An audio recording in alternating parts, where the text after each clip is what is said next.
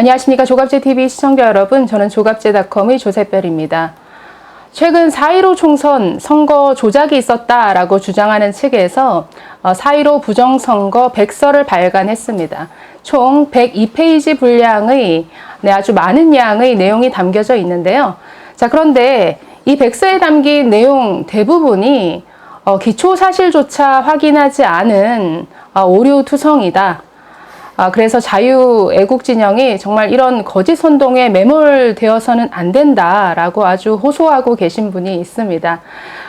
지금까지 있었던 모든 선거 현장에 굉장히 많이 또 참여를 해보셔서 누구보다도 현장을 또 잘 아시는 분이고, 네, 이뿐 아니라 참 아스팔트에서 많이 투쟁해 오신 분입니다. 세월호, 그러니까 광화문에 있었던 세월호 천막, 철거 투쟁이라든가, 또 작년 10월에 광화문에서 문재인 하야 투쟁을 또 열심히 해오셨던 분을 이 자리에 모셨습니다. 네, 서북청년단의 정함철 구국결사 대장님을 모셨습니다. 네, 반갑습니다. 네. 사실 굉장히 멀리서 오셨어요. 원주에서 이렇게 멀리서 오셨는데 얼마나 걸리셨나요? 아니 원주는 이제 서울에서 그렇게 멀지는 않습니다. 네. 1시간 반이면 오거든요. 주말이라. 네. 네. 얼마 전에 그 펜앤마이크에 출연하셔가지고 정말 이 대한민국에서의 싸움은 좌우의 싸움이 아니다. 거짓과 진실의 싸움이다라고 아주 절절하게 호소하는 모습을 사실 보고 굉장히 좀 인상적이었습니다. 그리고 제가 어떤 활동을 해 오셨는지 제가 좀 살펴보니까 굉장히 직함이 많으시더라고요. 서북청년단 구국결사 대장도 있고, 또 행동하는 양심실천운동본부, 기독시민연대, 굉장히 많은 활동을 해오신 것 같은데, 그동안 짤막하게 좀 소개를 해 주실 수 있나요? 어떤 활동들을 해 오셨는지. 네, 어쨌든 오늘 이렇게 이 귀한 자리에 저를 불러주셔서 너무 감사드립니다. 그 조갑제 선생님 이야, 조갑제 TV 관계자 여러분께 정말 감사드리고요. 우리 존경하는 애국 국민 동지 여러분, 아마 저에 대해서 아시는 분들도 계시고, 처음 보시는 분도 혹 있을지 모르겠는데, 저는 그렇습니다. 2004년부터 그 박사모, 박근혜를 사랑하는 모임, 네, 거기 이제 창립으로 시작해가지고 이제 사회운동에 뛰어들게 됐습니다. 네. 그때부터 뛰어들게 되었고, 본격적으로 이제 시민운동한 거는 2008년도, 그 기독시민연대라고요. 네네. 그 기독교 내에도 어떤 이제 불순한 어떤 이런 세력들이 있다고 해서, 이제 그들과 이제 싸우는 계기가 됐었고, 그때 이제 또 그 광우병, 네. 기억하시죠? 네네. 광우병. 정말 그 심각합니다. 이제 그때부터 우리 사회의 어떤 그런 거짓 선동, 심각한 그 거짓 선동에 우리나라에 미치는 영향, 너무나도 지대했거든요. 그때 저도 우연히 이제 어떤 진실을 알게 돼서 그 거짓 선동 광우병 사태에 대해서 정말 혼자서 그때 맞서 싸우는 그런 상황. 그때 이제 이명박 정부 시절이었잖아요. 네네. 저는 박사모였는데 아시겠지만 2007년도에 그때 박근혜 후보하고 이명박 후보하고 이런 갈등이 있었잖아요. 네네. 그러다 보니까 우리 박사모 동지들이 이제 이명박 대통령 정부에 대해서 약간 좀 좋지 않은 그런 입장이었거든요. 그래서 이제 많이 참여는 못했지만 그때 제 입장은 아무리 이제 이명박 대통령에 대해서 좀 옳지 좋지 못한 감정이 있다 할지라도 명백한 거짓 선동에 그때 당시 광우병 그 실체에 대해서 이거는 우리가 싸워야 되지 않느냐라고 하면서 제가 앞장섰던 이제 그런 사례가 있었습니다. 네네. 물론 또 그 이후에 또 2011년도에 또 그 행동하는 양심실천운동본부라는 이제 시민단체를 원주에서부터 이제 만들게 되면서 이제 많은 그 지역의 어떤 사회적 약자라든가 어떤 지역의 분쟁 이런 것은 사실 우리 보수 진영에서 그런 데 사실 관심 안 기울였잖아요. 근데 이게 정말 필요하거든요. 우리가 우리 주변의 사회적 약자들을 조금만 돌아보면은 그들이 어떤 도움을 구하고 싶어도 보수 진영이라든가 이런 진영에서는 별로 활동한 단체가 없어요. 대부분 진보 진영 단체밖에 없다 보니까 근데 사회적 약자들 그들이 이용을 당하는 거죠. 물론 그들이 진정을 도와주면 좋은데 사실상 이제 도와주는 척 하면서 정치적 이용을 하는 건데. 좌파들에 의해서 많이 그렇죠. 이용을 당했다. 이번에 똑같죠. 이번에 그 정의연 이런 사태처럼, 그 할머니 사태처럼. 그들은 결국은 이제 그 할머니, 그 위안부 할머니들을 돕는다라는 이제 명분을 내세우지만 본질은 그들을 이용하는 게 목적이거든요. 그런데 사실은 그들을 이제 진보 진영 어떤 단체를 탓하기 전에 우리 보수 진영에서 그들의 그런 이제 사회 약자에게 먼저 다가가는 그들에게 먼저 손을 내미는 이런 노력들이 없었다는 게 더 문제라는 겁니다. 세월호 천막 철거 운동은 어떤 것이었나요? 그때가 2014년도였지 않습니까? 2014년도에도 그때도 세월호 그 참사가 심각했지 않습니까? 네네. 정말 뭐 대한민국 국민 전 세계 누구든지 정말 거의 분노하지 않은 사람 없고 눈물 흘리지 않는 사람이 없을 정도로 모두가 한 마음이 돼가지고 이 진상규명 반드시 해야 된다. 그리고 그때 당시 박근혜 대통령도 정말 처절할 만큼 눈물 흘리면서까지 국민 앞에 이 세월호 진상규명에 자기 정치적 명운을 걸겠다라고 다짐하지 않았나요? 그렇게 했는데 그때 당시에 그 세월호 유가족들을 정치적 목적으로 이용했던 거짓 선동 세력들 어떻게 했습니까? 박근혜 대통령한테 뭐 7시간에 대해서 해명하라. 당신이 죽여놓고 무슨 당신이 뭐 그 진상을 규명한다는 말이냐. 이런 식으로 완전히 철저하게 거짓 선동이 나라를 지금의 이런 망국적인 이런 상황을 만들었단 말이에요. 그때 당시 저도 세월호 유가족들도 직접 대면도 했었습니다. 그때 이제 그 대변인이었던 이제 유경건 씨.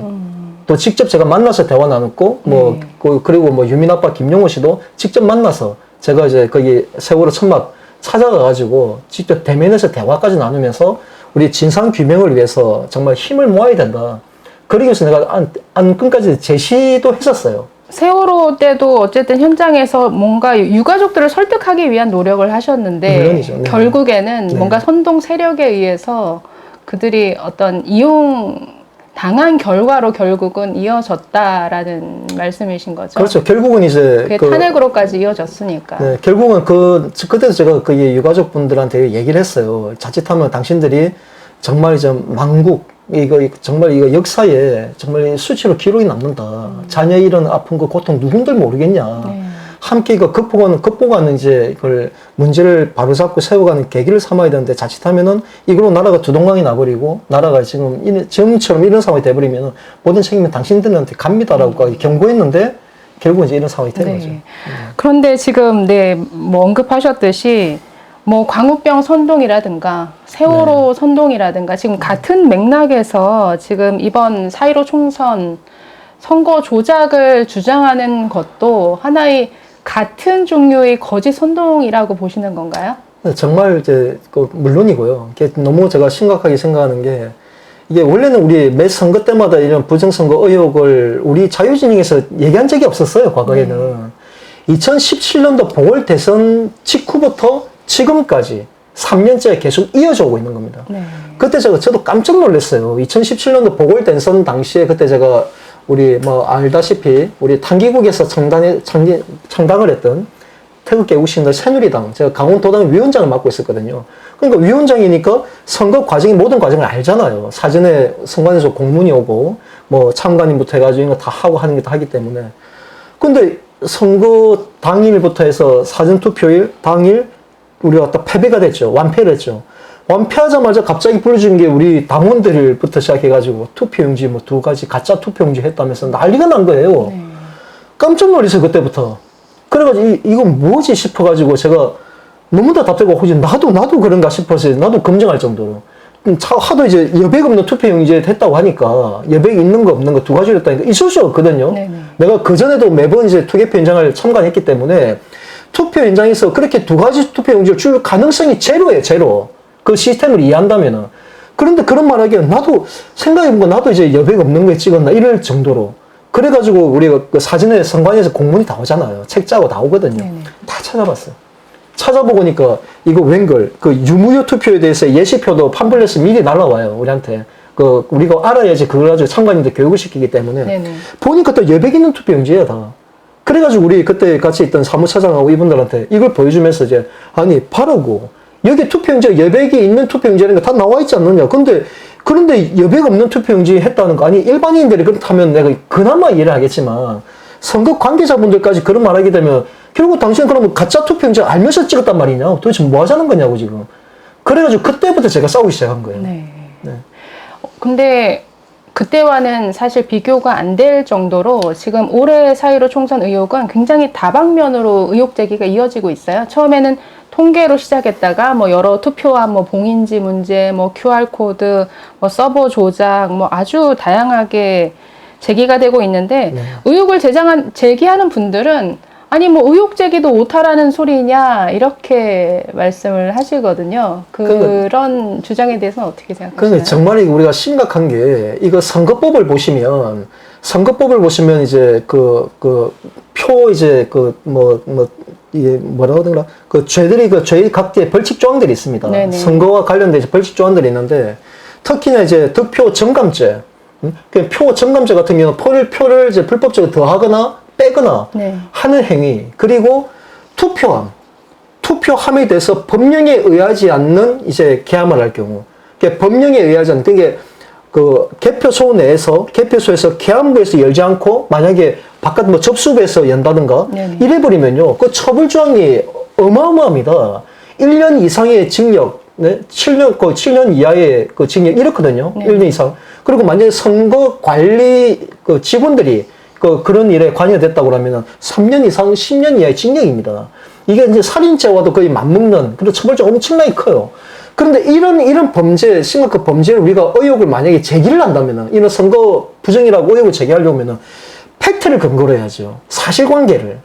그러니까 제가 지금에도 그렇고 예전에도 그랬지만, 이번에도 부정선거 의혹 제기하시는 분들한테 당신들이 제기한 내용을 내가 하나하나 세밀히 살펴보니, 최소한의 기초 사실관계조차도 확인을 안 하고 있다, 당신들이. 제발 기초 사실관계 좀 점검을 해라. 검증을 한 다음에 책임 있는 의혹을 제기해라. 제가 그 이야기 한 거예요. 제가 그 말에 틀린 내용이 있나요? 아니, 어떻게 이런 단순한 어떤 뭐 벌금에 대한 해당하는 어떤 벌칙도 아닌 1년 이상, 3년 이상의 어떤 징역에 해당되는 이런 정말 중범죄에 우리가 의혹을 제기하고 적발하는 과정이 있어가지고 이렇게 무책임하게 아니면 말고식, 네? 사실관계 조금만 검증하면 분별이 됐는데도 불구하고 무조건 제기한다? 그래서 나중에 아니면 그만이다? 이거는요, 심각한 문제라고 보는 거예요. 여러분 잠깐 사진 한 장 보실까요? 민경욱 의원 페이스북에서 제가 가져온 사진인데요. 저 사진 보시면 네, 이승만 정권 시절 그 3.15 부정선거가 있었죠. 그 부정선거의 결과로 사형당한 사람의 모습입니다. 지금 저 사진을 사실 민경욱 의원뿐만 아니라 선거 조작 주장하는 분들이 많이 올리셨던데, 최인규 당시 선거 총책임자였던 최인규 내무부 장관이 결국 네, 사형을 선고받고 네, 저렇게 사형당한데 사실 사진으로만 봐도 너무나 끔찍하죠. 그만큼 어떤 선거 부정의 그 대가는 정말 어마어마한 죄라는 거죠. 자기 목숨을 걸어야 되는 이러한 범죄인데 이런 범죄가 있었다라고 주장하는 데 있어서는 적어도 정말 책임 있는 뭔가 검증을 통해서 정확한 사실만을 가지고 의혹 제기해야 된다라는 주장이신 것 같아요. 우리가 조금만 이성을 갖고 판단해 보면은 그 공무원들이, 선관위 공무원들도 가정이 있는 사람입니다. 네. 우리 주변 이웃이에요. 네. 저도 별나라 달나라에서 온 사람들이 아니라고요. 내 주변 이웃이고 내 가족일 수도 있는 그 선관위 직원들이 얼마나 어렵게 공직에 들어가가지고 선거 업무를 하는데, 걔네들이 말도 안 되는 이런 증거를 그들이 지금 주장했던 이 의혹 제기도 얼마나 단순한 내용들이에요. 거의 사실이라고 하면은. 이렇게 자기들 목숨을 걸어요? 자기 가족의 미래를 다 걸 수 있습니까? 이성적으로 생각한다면 그런 의혹을 정말 이거는 아니에요. 이거는 어쨌든 뭐 선관위에 근무하는 공무원 입장에서도 이게 한번 네. 걸리면 정말 살인죄에 가늠하는 엄청난 끝장나죠. 네네. 죄인데 이걸 무릅쓰고 거기에 가담할 사람은 없다라는 그러니까 패가 망신하는 행위인데, 근데 그 의혹 제기하는 게 뭐 전혀 없다고는 할 수는 없겠지만, 네네. 그래서 우리가 어떤 부정선거에 관해서 의혹을 제기할 때는 철저하게 규명을 해야 된다는 겁니다. 일단 기초 사실관계부터 반드시 점검을 하고, 네네. 우리가 점검할 수 있는 부분 다 점검한 다음에, 이 부분부터는 더 이상 우리가 할 수 있는 게 없구나, 이거는 이제 수사기관에서 해야 되는구나라고 되면은 그때 여기 제기되는 거예요. 네. 그때 고발이 되는 거고. 그런데 충분히 한 가지만 예를 들어 간단히 예를 들면은 그런 거잖아요. 뭐 이번에 뭐 신중동 문제 때문에 난리 나지 않습니까? 뭐 네. 사전 몇 초에 뭐 할 수 있느냐 하는데, 네네. 그런 의혹을 제기하기 전에 그 신중동에 실제 그 참가했던 우리 측 그 참관인 있잖아요. 그 사람이 누군지 확인 금방 되거든요. 네. 미래통합당이나 우리공화당이나 뭐 기독당이나 그래서 추천한 상관이 있을 테니까 물어봐가지고 그 지역이 실제 어땠느냐, 프린트가 몇 대 있었느냐 확인이 가능한 거잖아요. 왜 프린터가 23대란 말을 선관위로부터 해명 들을 때 그 얘기를 듣기까지 왜 그 정도도 확인을 안 했냐는 겁니다. 그런 것처럼 기초 사실관계를 확인을 했더라면 지금 제기되고 있는 부정선거 의혹, 저는 95% 이상은 다 폐기할 거라고 생각이거든요. 네. 근데 지금 봤을 때는 솔직히 단 하나라도 한 건도 건질 만한 게 없을 정도로 정말 참담합니다. 저희가 구체적인 사례에 대해서는 뒤에 가서 좀 하나하나 따져보기로 하고요. 지금 뭐 선거 현장에 대해서는 정말 누구보다 내가 잘 안다.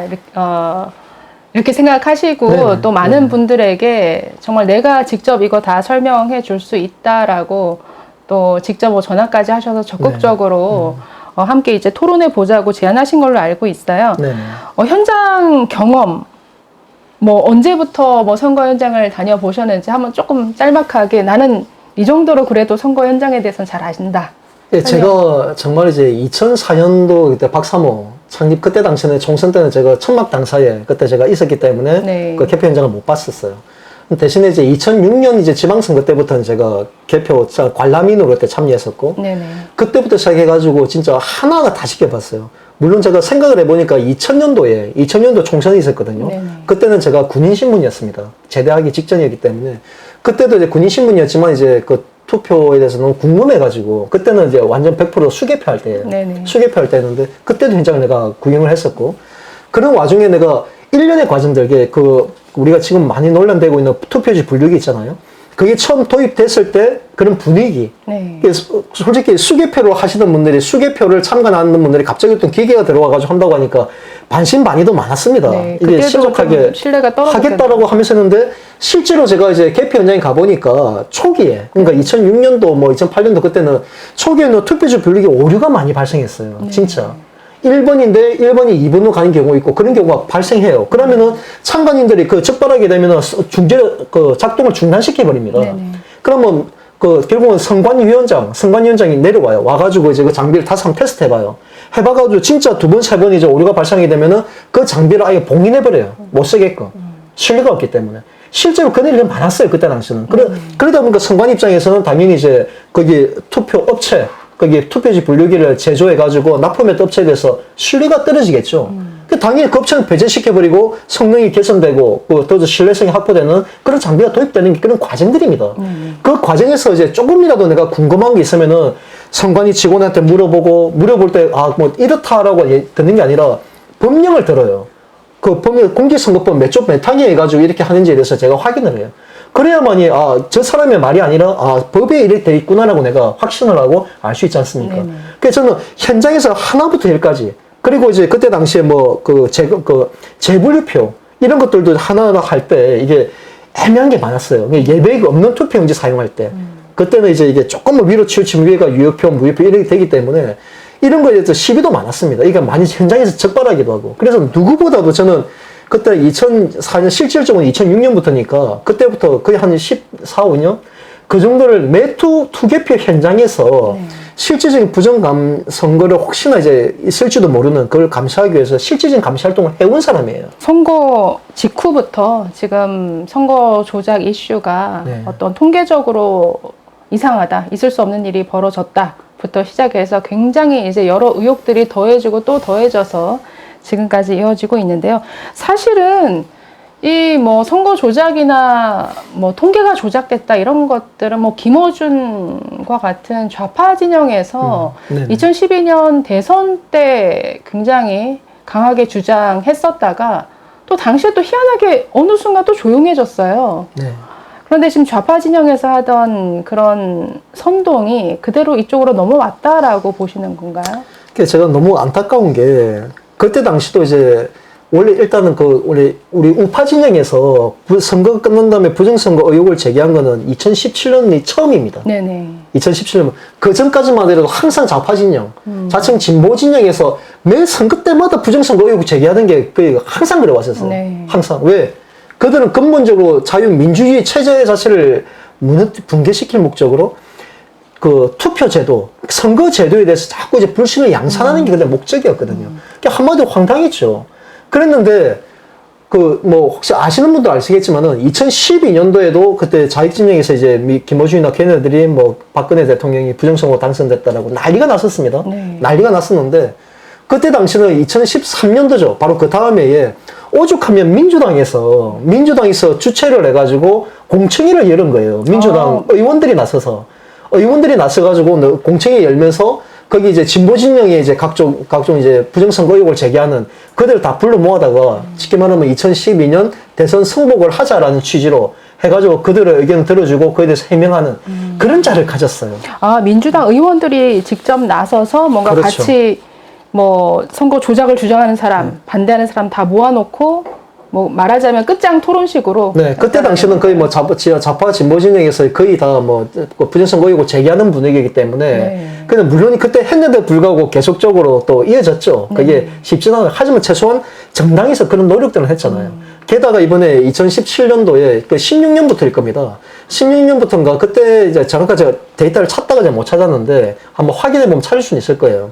민주당에서 이 부정선거 의혹에 대해서 TF팀을 꾸려요. TF팀은 그 박주민 의원이 중심이 돼가지고 이제 그 세월호 변호사 알지 않습니까? 네네. 그 사람이 중심이 돼가지고 TF팀을 꾸려서 부정선거 의혹 제기한 사람은 그냥 이게 아니다라고 얘기할 것이 아니라 그들에게 진짜 선거가 어떻게 시작되는지 어떤 과정이 진행되는지 실제로 체험을 시켜주는 거예요. 아예 그냥 체계적으로 하면서 이제 선관위로부터 협조를 구해가지고 선관위 직원들이 와서 그 이제 모든 과정들 그리고 장비에 대한 시연까지 일련의 과정을 다 현장에서 직접 이제 그 중간 과정에서 궁금한 거 다 물어보고 확인하고 2016년. 네, 16년, 17년 한 그 사이인데 그러니까 지난번 보궐대선 이전이에요. 그런 노력들을 통해 가지고 그 좌파 진영에서 이제 부정선거 의혹 제기하는 것이 완전 물밑을 확 가라앉아 버렸어요. 그러니까 민주당에서 아예 사전 교육을 시킨 거네요. 혹시라도 또 왜냐하면 이 부정선거 의혹을 제기하게 되면은 결국 자기 진영만 피해를 보거든요. 네. 왜냐하면 자기 진영 유권자들이 선거에 불신을 갖게 되면은 투표하려고도 안 한단 말이에요. 네? 그런 문제 때문에 이제 민주당이 그런 노력들을 했어요. 근데 이게 참 중요하네요. 왜냐하면 어떤 지금 참 저도 아쉬운 게 의혹은 끊임없이 제기가 되고 있는데 이 제기된 의혹들에 대해서 검증이 어떤 공개적으로 이루어지지 않는다라는 거죠. 각자 하고 싶은 얘기를 계속 하는 식이고 사실 의혹에 대해서 정말 이 의혹이 누가 봐도 사실에 부합하는지 여부가 검증이 되고 검증해 본 결과 아 이거는 사실이 아니구나 싶으면 버릴 건 버리고 그렇죠. 추스려 나가는 이런 정말 확실한 부분 가지고 문제 제기를 해야 되는데 참 너무 아쉬운 게 참 통합당이 너무 아쉽네요. 왜 통합당에서는 이런 의혹으로 인해서 정말 온 진영이 몇 달간 여기에 매몰되어 있는데 제가 참 책임 민주당처럼 이런 것들을 안 2017년도에 보궐대선이 막 끝난 다음에 그때 대표적인 물론 그때도 열 몇 가지였어요. 네. 그때도 동일하게 이제 부정선거 의혹 QR코드 그때 다 나왔던 얘기들입니다. 네. 다 나왔던 얘기예요. 그 새삼스럽게 이번만 나온 게 아닙니다. 네. 그전 물론 그 전에 뭐 좌파 진영에서 먼저 QR코드 얘기가 나왔고 그 다음에 2017년도 딱 나왔는데 그 중에 대표적인 게 투표용지 2가지 논란이었어요. 근데 이거는 제가 확인해 보니까 2016년도에 총선 때 그러니까 바로 1년 전이죠. 그러니까 탄핵 정국을 맞이하기 그 뭐 1년도 채 전이지. 그 탄핵 정국이 2016년 말부터 시작됐으니까 그 해에 있었던 총선 제20대 총선 그때 이제 투표용지가 바뀐 게 처음이에요. 그전에는 이제 여백 없는 투표용지 계속 쓰다가 2016년 이제 제20대 총선 그때부터 이제 여백 있는 투표용지로 바뀌었었어요. 무효표를 줄인다는 투표용지 그 양식 자체가 양식이 바뀌었죠. 네. 후보 사이가 그냥 그런 얘기 많았잖아요. 뭐 노트식이냐, 아니면 원고지식이냐, 아니면 아닌데 원래는 노트식으로 줄 하나로만 이제 1번, 2번 갈라져 있었는데 그러다 보니 이제 이 줄에 선에 이제 도장이 물리는 경우가 많습니다. 그렇죠. 어떤 경우에는 조금만 위로 치우치면 위에가 유효표예요. 네네. 근데 이게 한가운데 찍히면 누굴 찍은지 모르니까 무효표인데 그러네요. 한가운데 표현이 애매해요. 이게 자로 정말 그런 경우 많습니다. 작아지고 돼가지고 네. 진짜 0.01mm라도 많으면 이게 유효표 대 무효표 된다니까요. 그럼 내가 현장에 있었으니까. 네. 그래서 이런 무효표를 줄이기 위해서 여백을 둬버린 거예요. 그렇죠. 지금 칸칸이 돼 있으니까. 그렇죠. 그러니까 1번을 찍었는데 2번에 조금이라도 천만 물려도 무효가 됩니다. 이제 그게 이제 2016년도에 처음 바뀐 거예요. 그러면 이거는 사실 탄핵 정국 때 이제 지난 보궐 대선 같은 경우 우리가 원한 선거가 아니었잖아요. 원래는 선거는 축제 속에 치러져야 되는데 탄핵이라는 말도 안 되는 거 탄핵을 통해 가지고 이제 대통령 선거 하다 보니까 우리 자유애국 진영에서 당연히 불신이 있을 수밖에 없죠. 게다가 선거 결과가 완전 완패였거든. 네. 그러니까 이게 맞물려 버린 거예요. 이게 그러니까 그 투표용지가 바뀐 게 우리가 각인되기도 전에 탄핵이라는 이 정국 통해 가지고 돼버리니까 이거 충분히 이런 논란은 예측된 거예요. 네. 그러면은 최소한 이제 선관위도 책임이 크고 가장 큰 거는 선관위 책임이지만 각 정당에서도 그때 당시에 우리 공화당이나 뭐 우리가 그때 새누리당이 있구나. 새누리당이나 이제 또 그때 당시 자유한국당이죠. 네. 자유한국당 당신을 지지하던 당원들이 이런 거짓된 선동에 미혹대가 빠져 있으면은 책임지고 나서가지고 우리를 지지하는 유권자들이 엉뚱한데 시간이나 열정이나 자원을 낭비하지 않게끔 네네. 원래 했어야 되거든요. 근데 그걸 외면해버렸어요. 그냥 알아서 제풀에 지치겠지. 나 이게 결국은 지금의 어떤 이런 논란, 2020년까지 이어지는 부정력의 단초를 제공했다 봅니다. 지금도 참 통합당이 어떻게 보면 너무 무책임한 거죠. 이런 사실 본인들이 직접 뛴 선수고 본인들이 걸린 문제인데 이걸 그냥 뭐 이런 논란이 이렇게 커지도록 그냥 놔둬버리고 뭔가 책임 있는 자리를 좀 공개적인 자리를 공론화의 장을 좀 만들어주면 좋을 텐데 이런 모습은 너무나 무책임. 그래서 지난번에 이제 그 오세훈 후보님이 여기서 한번 인터뷰 네네네. 하셨잖아요. 그 네. 영상을 제가 다 봤거든요. 네. 보니까 오세훈 전 의원 같은 경우도 본인도 인정하잖아요. 처음에는 본인도 이게 부정인 줄 알고 자기도 깜짝 놀래가지고 뭔가 해보려고 긴급 소집을 했더니만 거기 이제 실제 참관했던 사람들이나 다 의견을 다 물어보니까 절대 그렇지 않다라고. 그때 아이고. 이제 결국 그게 이제 무산됐다 얘기했잖아요. 네, 근데 이게- 뭐 그 얘기하시고 너무 욕 들어먹으셔서 그러니까 그게 저만 아는 게 아니고요. 너무 죄송하죠. 후보자들 거기 밑에 쉽게 말하면 참모들. 네. 참모들은 이건 그냥 상식이에요, 상식. 그러니까 특히나 오세훈 후보 측에서는 그 참모 중에 선관위에서 직접 근무하신 분도 있고 그래서 사전 교육이 많이 됐던 것 같아요. 그래서 그 개표 현장에서도 정확히 어느 부분을 집중적으로 봐야 하는지를 이미 교육이 된 상태에서 정확히 영상도 찍어 놓고 아주 증거 영상들을 많이 뒀기 때문에 확인을 해보니까 그럴 여지가 없구나 이렇게 좀 판단이 섰던 것 같습니다. 이게 사실 모든 선거의 이제 후보자들은 그 밑에 이제 선거 참모들이 보통 1, 2년 이런 신참들이 하는 게 아닙니다. 네. 국회의원이 이제 거기에 선거 참모들은 보통 짧으면 5년이고 10년, 20년, 30년 하는 이런 경력들이 있는 사람들이 많아요. 그러니까 투개표 시스템이든 누구보다 정확하게 알고 있고요. 개표 현장에서 만약에 당락이 애매하게 예를 들어 역전 엎치락뒤치락 하잖아요. 현장에서 그 참모들이 난리 납니다. 네. 끝까지 정말 눈이 시퍼렇게 들어가지고 하나부터 이거 만약에 우리가 이기다가 한 200표, 500표로 이거 지잖아요. 그대로 승복 안 해요. 누가 승복하겠습니까? 개표 현장에서 저게 의심된다. 저 읍면동이 과거에는 우리가 앞섰는데 이게 왜 징계 나오냐. 재분류표하고 다시 한번 검증을 하자. 요구하게 되면 다 들어주게 돼 있습니다. 상대 후보가 그 자리에서 개표 현장에서 승복하기까지 계속적으로 선관위 법원장이거든요. 법원장이 물어봐요. 승복하냐? 아니면 더 확인할 게 필요하냐? 그럼 확인할 게 필요하다고 하면 확인 다 시켜줍니다. 개표 현장에서 재검표가 현장에서 일어난다고요. 그런 모든 과정들을 다 한다고요. 그런 거 다 거쳤음에도 불구하고 이건 결국은 몇십 표로 치는 경우도 있잖아요. 어쩔 수 없이 그들은 승복한 거예요. 근데 그렇게 승복하기 때문에 사실상 이제 국회의원들이나 이런 사람들은 투개표 현장에 있는 시스템에 대해서 지금이 제기되고 있는 부정선거 의혹 있잖아요. 명백한 거짓말이라는 게 사실과 전혀 다르다는 거 다 알고 있어요. 그러니까 알고 있는데도 안 그냥 나서고 있는 거죠. 침묵한다라는 거죠. 그래서 저도 너무 이게 정말 이거는 좀 의도가 좀 나쁘다고 봅니다. 어쨌든 아쉽네요. 통합당이 정말 민주당처럼 좀 적극적으로 이 토론을 통해서 좀 가타부타 이렇게 좀 결론을 내주는 그렇죠. 이런 계기를 아무래도, 마련해주면 좋은데 그게 없고 그냥 침묵 또는 외면이니까 이 부분은 정말 좀 문제인 것 같습니다. 어쨌든 지금 뭐 통합당에서도 외면하고 있고 어쨌든 의혹은 의혹대로 지금 커지고 있는데 제가 알기로는 뭐 선거제 조작 의혹이 사실은 뭐 여러 유튜브 채널을 중심으로 이루어졌고 지금 뭐 오늘 토요일에도 지금 뭐 집회가 아마 서초동 법원 앞에서 이루어지는 걸로 알고 있는데요. 많이 막 전화하신 걸로 알고 있어요. 좀 답답하셔서 호소하신 걸로 알고 있는데 뭐 직접 연락을 취한 분들이 계신가요? 지금 예를 들어서 이제 초기에 이제 이게 또 저는 이미 예상은 했지만 또 불거졌을 때 뉴스타운 TV에서 이제 김동승이라는 이 사람이 이제 2017년 보궐대선 때부터 이제 나서기 시작했던 사람인데 그 사람이 나와가지고 마치 이제 투개표 전문가라고 참관인 전문가라고 이제 나와서 얘기하는데 깜짝 놀랐어요. 투표용지를 딱 시연을 하는데 본투표용지를 화면에 띄워놓고 본투표용지는 다 알고 있는 겁니다. 흑백으로 인쇄됐어요. 흑백으로. 그래가지고 위에 빨간 색깔 원래 이제 지난번 대선 같은 경우는 이제 다 칼라로 인쇄가 됐었지만은 이번 지방선거는 흑백이라고 사진 다 공시가 됐고 언론에 다 나왔어요.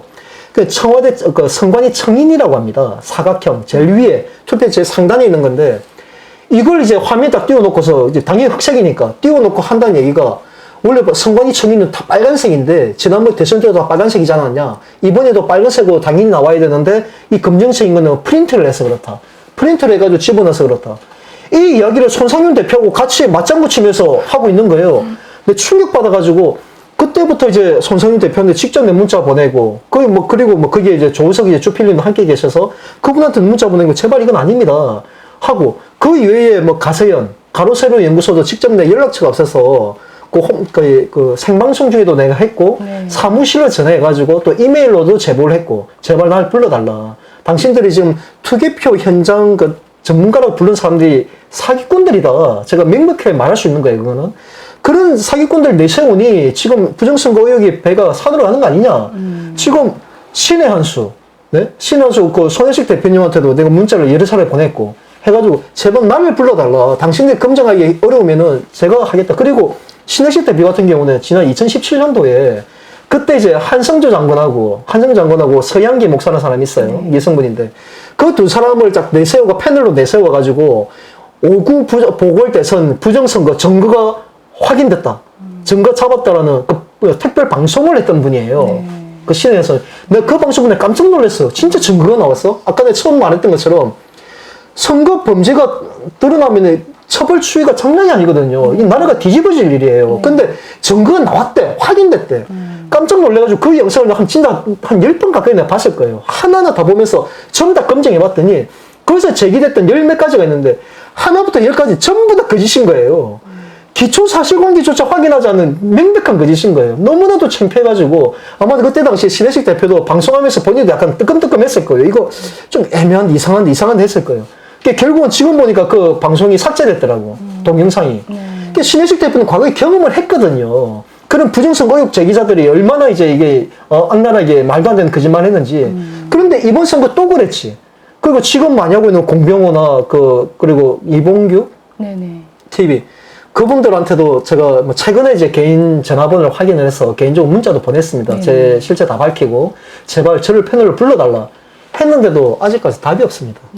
도대체 이유를 모르겠어요. 저는 진실을 규명하자 최종 기초 사실관계만 확인하게 되면 어차피 곧 닥칠 재앙이에요. 이거는 우리가 제기했던 게 모든 게 시작부터 다 거짓인 게 선관이라든가 법원에 의해서 다 드러나 버리면은 이거는 어차피 우리한테 닥쳐질 재앙이라고요.